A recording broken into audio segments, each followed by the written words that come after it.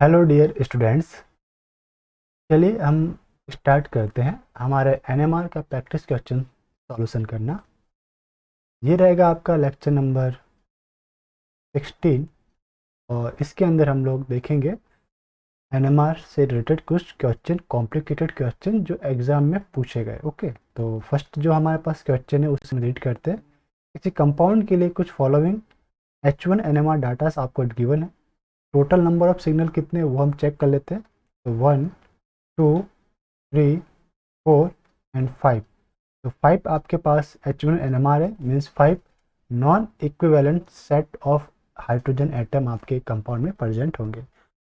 अगर मेरे पास पहले मॉलिक्यूलर फॉर्मूला गिवन है C9H11O2N, इसमें ऑक्सीजन डाइवेलेंट है और नाइट्रोजन ट्राइवेलेंट है। तो हमें जब भी मॉलिक्यूलर फॉर्मूला गिवन होता है तो सबसे पहले हम क्या फाइंड आउट करते हैं, डबल बॉन्ड इक्विवेलेंट। तो डबल बॉन्ड इक्विवेलेंट का फॉर्मूला कौन सा लगेगा, ड्यू टू नाइट्रोजन ट्राइवेलेंट आपका जो फॉर्मूला रहेगा X+1 माइनस Y-1, यानी कि Y minus Z upon 2। Z क्या है, number of trivalent atom, Y number of hydrogen atom, X number of carbon atom. तो आपके पास डबल बॉन्ड इक्विवेलेंट निकलेगा 9+1 माइनस y मीन्स 11 माइनस 1, इसको ब्रैकेट में रखो, अपॉन 2। 11 माइनस 1 कितने होंगे, 10/2, और 10/2 कितना आएगा 5, और 9+1 कितने होंगे 10। तो ये रहेगा आपका 10 - 5 इक्वल्स टू 5, यानी कि 5 dB आएगा। अब 5 dBe को मैं लिख सकता हूँ 4+1। अब 4 dBe का मतलब एरोमेटिक रिंग, एक बेंजीन रिंग, और 1 dB का मतलब हमारे कंपाउंड में एक या तो कार्बोनिल ग्रुप प्रेजेंट हो सकता है, या तो कार्बोनिल ग्रुप प्रेजेंट हो सकता है, या एल्किन प्रेजेंट हो सकता है। अब चूंकि मेरे मॉलिक्यूलर फार्मूला के अंदर O2 आ रहा है, तो डेफिनेटली जो फंक्शनल ग्रुप है या तो कार्बोनिल होगा, या फिर एस्टर होगा, या फिर कार्बोनिल और ईथर आपका फंक्शनल ग्रुप हो सकता है। यानी इस टाइप के अरेंजमेंट आपके कहीं ना कहीं पे होगी। तो जब आप गिवन एनएमआर डाटा से स्ट्रक्चर ड्रॉ करोगे, तो अब मैं गिवन एनएमआर डाटा के अंदर एक मैं बना लेता हूँ बेंजीन, और जो डाटा गिवन है उसके अनुसार मैं स्ट्रक्चर ड्रॉ करना स्टार्ट करता हूँ। ओके, तो 7.9 के ऊपर आपका एक डबलेट है, जे वैल्यू 8 हर्ज है और 2H के लिए है। तो जो 7.9 का रीजन है वो एरोमेटिक रीजन में आता है, और जे वैल्यू में 6 हाइड्रोजन के लिए जे वैल्यू निकलती है 8 to 10 हर्ट्ज के बीच में। अब 7 पॉइंट यानी जो एरोमेटिक रीजन रहता है वो 7 to 8 रहता है। ये 7.9 है, मीन्स इलेक्ट्रॉन विड्रॉइंग ग्रुप इसके नेबर में अटैच्ड है। 6.6 डबलेट है, जे वैल्यू इसकी भी 8 हर्ट्ज और 2H के लिए। तो 6.6 कब आया, यानी शिल्डेड कब हुआ, जब इसके नेबर में कोई इलेक्ट्रॉन डोनेटिंग ग्रुप अटैच्ड है, इसलिए ये इतना डिफ्रेंसिएशन आपको देखने को मिला। तो मुझे क्या देखने को मिलेगा कि अगर जे वैल्यू है प्रजेंट है और वो भी आपकी इस रीजन में, मीन्स यहाँ पे सिमेट्रिक भी प्रजेंट होगी। तो सिमेट्रिक कब प्रजेंट होगी, जब 1 number and 4th number position पे कोई सबस्टिट्यूएंट होंगे। तो 1 के ऊपर एक मैं सबस्टिट्यूएंट लगाता हूँ और 4th के ऊपर सबस्टिट्यूएंट लगाता हूँ, और इससे मेरे पास ये हाइड्रोजन और ये हाइड्रोजन सेम रीजन में, और सेकंड मेरे पास रहेगा this hydrogen black in and this hydrogen same region में। तो ये दोनों आपस में सिस है। अब यानी रेड वाले हाइड्रोजन के नेबर में अगर इलेक्ट्रॉन विड्रॉइंग ग्रुप में अटैच करो, लाइक कार्बोनिल को मैं अटैच करता हूँ क्योंकि मेरे पास एक ये ग्रुप बनेगा दिस वन, तो रेड वाले हाइड्रोजन की जो डेल्टा वैल्यू है वो समथिंग बनेगी 7.9 ppm, और ब्लैक वाले हाइड्रोजन की बनेगी 6.6 ppm। ओके, ppm इस टाइप से आपको एज्यूम करना है। ppm अभी भी ये पूरा नहीं हुआ, फिर ये दे रहा 4.3 के ऊपर क्वार्टेट है, जे वैल्यू 6 हर्ट्ज है और 2H के लिए है, और जबकि 1.4 के ऊपर ट्रिपलेट है, जे वैल्यू 6 हर्ट्ज है और ये 3H के लिए। तो ये एक पेयर चलता है। देखिए इन दोनों को अगर मैं आइसोलेट करूँ, तो क्वार्टेट और ट्रिपलेट जो रहता है वो किस फॉर्म में रहता है, CH2CH3 के फॉर्मेट में। अब 2H 4.3 के ऊपर डेल्टा वैल्यू दे रहा है, मीन्स ये आपका जो एटम है मे बी ये आपका अटैच्ड है विथ ऑक्सीजन के नेबर में और बेंजलिक पोर्शन में भी हो सकता है। तो यहाँ पे आपके पास शो करना है, यहाँ पे आपके पास O रहेगा और इसको आप इससे शो अटैच कर दीजिए, ठीक है। तो देखिए ऑक्सीजन के नेबर में CH2 है, इसके कारण इस CH2 की डेल्टा वैल्यू जो आपके पास आएगी वो रहेगी 4.2 ppm और टर्मिनल वाला CH3 की डेल्टा वैल्यू आएगी 1.4 ppm। अब इस टर्मिनल जिसको मैं हाईलाइट कर रहा हूँ ग्रीन से, इसके नेबर में 2H है इसलिए ये ट्रिपलेट देगा, इसलिए ये 1.4 ट्रिपलेट और J वैल्यू 6, यानी कि ये वाई सिग्नल, दोनों ही हाइड्रोजन एक दूसरे के वाई सिग्नल है। और जो आपका ऑक्सीजन के नेबर वाला है जिसे मैं ग्रीन से हाईलाइट कर रहा हूँ, इसके नेबर में 3 हाइड्रोजन है तो ये क्वार्टेट देगा। तो ये देखिए ये quartet, J value 6 hertz 2H के कारण, तो ये 2H है। ओके, एक तो ये बन गया आपका। फिर लास्ट में आप एक और आपके पास जो रिमेनिंग रह गया उसे मैं पिंक से हाईलाइट करता हूँ, दिस वन 4.0 पे ब्रॉड पीक आपको मिल रही है, सिंगलेट है और ये 2H के कारण आपके पास प्रेजेंट है। तो ये किसके कारण से हो सकता है, तो देखिए 2 ऑक्सीजन तो यहाँ पे कंज्यूम हो गए, फॉर्मूला के अंदर क्या था आपका, नाइट्रोजन भी था। तो यहाँ पे जो इलेक्ट्रॉन डोनेटिंग ग्रुप है वो N प्रेजेंट होगा और साथ में आपके पास 2H होंगे और ये प्रोटॉन एक्सचेंज शो करेंगे और हाइड्रोजन इलेक्ट्रोनेगेटिव एटम के नियर अटैच्ड है या इलेक्ट्रोनेगेटिव एटम के साथ अटैच्ड है, इसलिए जो वैल्यू आएगी वो रहेगा आपके पास 4.0 ppm। और ब्रॉड पीक रहेगी, ब्रॉड पीक और साथ में प्रोटॉन एक्सचेंज शो करेगा, प्रोटॉन एक्सचेंज भी ये शो करेगा। तो इस टाइप से ये आपका स्ट्रक्चर यहाँ पे मैंने ड्रॉ किया है। जो डाटा गिवन है उसके लिए ऑर्गेनिक कंपाउंड का स्ट्रक्चर इस टाइप से रहेगा। ओके, तो बहुत ही इंपॉर्टेंट ये प्रैक्टिस क्वेश्चन था। अब चलते हैं नेक्स्ट प्रैक्टिस क्वेश्चन के ऊपर।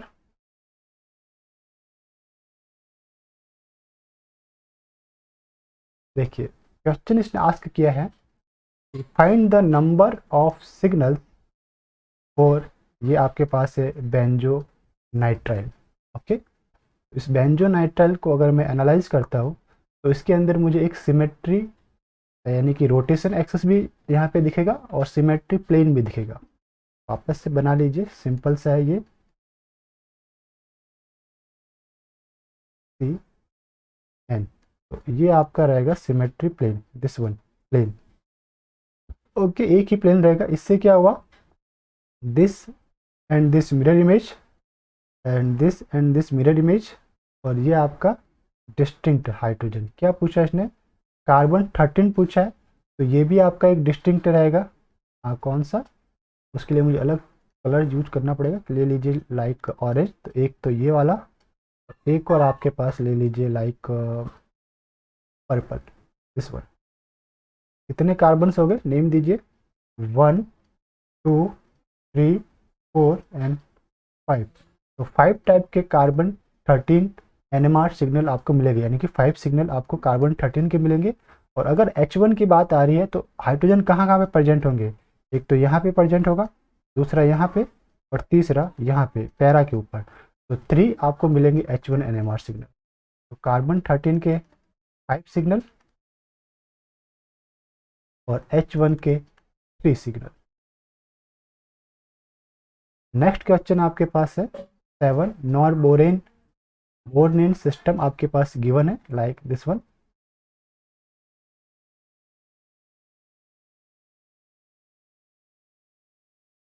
तो इसमें जब हम सिमेट्री एलिमेंट चेक करते हैं तो एक सिमेट्री मुझे दिखाई देती है, plane of symmetry, 2 plane of symmetry, एक इसी स्ट्रक्चर को वर्टाइसिस से काटता हुआ एक प्लेन दिखाई देगा आपको लाइक दिस वन। ये एक प्लेन है जो वर्टाइसिस से गुजर रहा है और जिस एटम को मैं रेड हाईलाइट कर रहा हूँ उससे गुजर रहा है। इससे क्या होगा कि इस कार्बन का मिरर इमेज ये और दिस कार्बन का मिरर इमेज ये, एक तो ग्रीन हो गया, और एक प्लेन ऐसा रहेगा जो इसे वर्टिकली कट करेगा, वर्टिकली कट करेगा। एक तो यू था और एक यू था, दो प्लेन है इसके। तो ड्यू टू दिस प्लेन आपके कार्बन जो है, this carbon and this carbon भी आपस में मिरर इमेज हो गए, और ये वाला जो कार्बन इसके मिरर इमेज तो है ही है, यानी कि चारों ही पोजीशन आपके एक दूसरे के इक्विवेलेंट हो गए, यानी कि ये चारों पोजीशन के ऊपर जो हाइड्रोजन है वो सेम केमिकल इन्वायरमेंट के अंदर प्रेजेंट है। दूसरे जो टाइप का हाइड्रोजन है वो कहाँ पे रहेगा? अभी मैं बात कर रहा था कार्बन 13 की बात कर रहे हैं, तो कार्बन 13 में ये जो चारों पोजीशन है वो सेम कार्बन केमिकल इन्वायरमेंट के अंदर फिल करेंगे। दूसरा कार्बन दिस वन और दिस वन सेम है, और तीसरा इसका वर्टाइसिक्स वाला एक अलग है। तो ये वो फर्स्ट टाइप, ये सेकंड टाइप और ये थर्ड टाइप। तो यहाँ पे आपको मिलेंगे 3 carbon 13 NMR signals. Okay, 3 carbon 13 के NMR सिग्नल।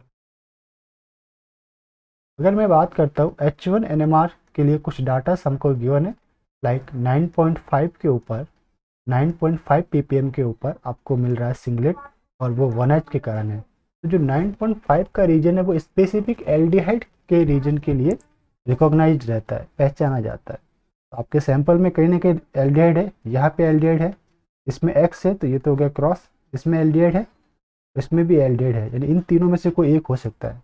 दूसरा 6.5 ppm क्वार्टेट है, और ये 1H के कारण है। अब दिक्कत क्या है कि 1H के कारण है, क्वार्टेट है, यानी कि इसके नेबर में 3 हाइड्रोजन आपके प्रेजेंट होने चाहिए, और वो 6.5 पे। तो दो चीज़ें यहाँ पे फैक्ट काम कर रहे हैं। पहला, जिस कार्बन के साथ हाइड्रोजन अटैच्ड है वो खुद कार्बोनिल के साथ में भी जुड़ा हुआ हो सकता है, और उसके नेबर में CH3 ग्रुप भी प्रेजेंट हो सकता है। तो ऐसा कौन सा यहाँ पे आपको स्ट्रक्चर देखने को मिल रहा है वो आपको फाइंड आउट करना। फिर दूसरा जो था 2.0 पे डबलेट है 3H के कारण। ओके, तो वो स्ट्रक्चर आपको दिखेगा लाइक दिस वन। यहाँ पे एक हाइड्रोजन प्रेजेंट है, और यहाँ पे ओके एक हाइड्रोजन कुछ नहीं है, मीन्स एक हाइड्रोजन है। यहाँ पे CH3 था तो ये CH3 लिख देता, और यहाँ पे भी CH3। अब देखिए स्ट्रक्चर को, ये जो हाईलाइटेड ग्रीन कलर का कार्बन है, और इस ब्रैकेट वाले डाटा को देखिए, ये 6.5 ppm आएगा हाईलाइटेड ग्रीन कलर के कार्बन के लिए। इसका क्वार्टेट मिलेगा, क्यों? क्योंकि इसके नेबर में CH3 है, तो 3 + 1 4 यानी क्वार्टेट। और 6.5 क्यों आया? क्योंकि ये एनिसोट्रॉपिक पोजीशन पर हाइड्रोजन है, हाईली डीशिल्डिंग होगा, इसलिए 6.5 आया। दूसरा जो हमारे पास डाटा है 2.0 ppm डबलेट और 3H, तो ये डबलेट आएगा आपके दिस CH3 का, यानी अलाइलिक हाइड्रोजन जो है CH3, इसके नेबर में ये एक H है, इसलिए ये बना डबलेट। 3H के कारण डबलेट है, और अलाइलिक पोजीशन है, इसलिए ये 2.0 के ऊपर वैल्यू देता है, यानी एक डिजिट या एक यूनिट डेल्टा वैल्यू में आपको चेंजेस देखने को मिलता है। फिर आपके पास है 1.8 सिंगलेट और 3H के कारण। तो ये देखिए ये भी आपका अलाइलिक पोजीशन ही है, दिस पर्टिकुलरली जिसको मैं हाईलाइट कर रहा हूँ पर्पल से। तो दिस CH3 आपका रहेगा 1.8 ppm पे, और इसके नेबर में कोई हाइड्रोजन प्रेजेंट नहीं है, इसलिए सिंगलेट रहेगा। तो ये प्रपोज्ड स्ट्रक्चर आपका रहेगा। लास्ट जो हमारे पास क्वेश्चन है उसे देख लेते हैं। आपके पास गिवन स्ट्रक्चर लाइक इस टाइप से है,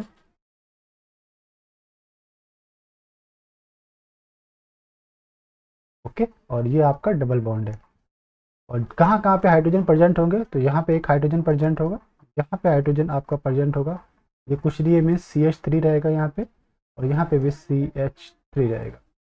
इसने बोला है कि कार्बन 13 NMR की डेल्टा वैल्यूज आप इन गिवन ऑप्शन में से कौन सा option carbon 13 NMR delta value के साथ मैच होगा। तो पहला दे रखा है, इसने पोर्शन भी इंडिकेट कर रखी है, क्या क्या पोर्शन है। इसे इसने नाम दिया A, इस कार्बन को B, this one is C, this one is D and this one is E। अब देखिए इसमें से कुछ एक स्पेसिफिक पोजिशन है। बी जो है वो कार्बोनिल है, कार्बोनिल का रीजन होता है 150 टू 220 ppm के बीच में। सी एंड डी एल्काइन के कार्बन है, इसका रीजन होता है आपका 140 टू 175 ppm के बीच में। सी जो ई जो पोजीशन है वो अलाइलिक पोजीशन है, इसका जो रीजन होता है वो रहता है आपका अप्रोक्सीमेट 50 टू 60 ppm के आसपास ये देखने को मिलता है। तो अगर मैं बी पोजीशन की बात करूं तो बी 143 दे रखा है, सी 167 दे रखा है सी।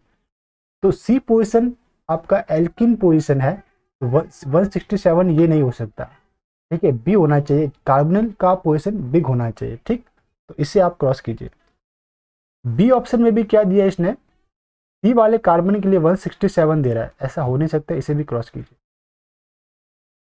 अब सी वाले ऑप्शन में यानी कि ऑप्शन सी के अंदर जो सी नंबर का कार्बन था उसके लिए वैल्यू दे रहा है 143 ppm और बी नंबर के कार्बन के लिए 167, ये मैच कर रहा है।